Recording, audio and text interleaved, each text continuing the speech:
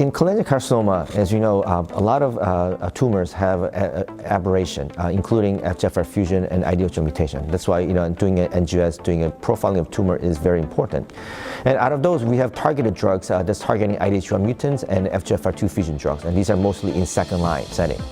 But the question is, currently in first-line standard treatment is Gemcitabine-Cisplatin plus immunotherapy based on the TOPAZ study and the Keynote study.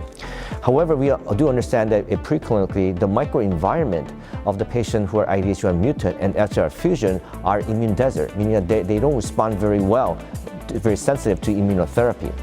Therefore, we looked at the Garden real-world database, looking at patients who were IDH1 mutant or FGFR fusion, and tried to further analyze the patients who got GemCis versus GemCis immunotherapy to see if there's any difference in terms of efficacy. And this hypothesis came about because the TOPAZ-1 study showed that GemCis-Durva was better than GemCis overall. However, in IDH1 mutant, it seems like GemCis had a better response than GemCis-Durva. So based on some of those hypotheses, we sort of delve into the data with the Garden database.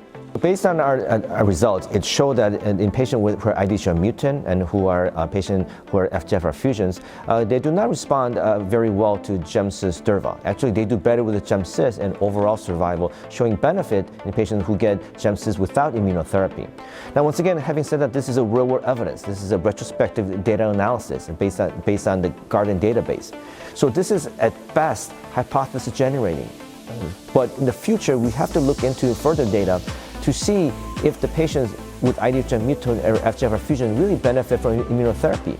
Or other question we should ask is, should we bring those targeted drugs that targets IDH1 or FGFR fusion into first line in combination with immunotherapy or chemotherapy to make the outcome better? Based on our data result, once again, this is hypothesis generating at best, telling us that there's microenvironment of IDH1 mutant or FGFR fusion are different. So the question is, do these patients benefit from immunotherapy first line? So, and clearly based on our data, there may be actually a detriment of using immunotherapy in first line setting in patients who are IDH1 mutant or FGFR fusion. So this is very important. But obviously we cannot make any clinical decision based on that because of the nature of the study. However, looking forward, we'll need to first understand the microenvironment of this patient with IDH1 mutant FGFR fusion to better understand if they really do not respond to immunotherapy. And maybe in those settings, that those targeted drugs that's already available should be brought into first line to increase the efficacy.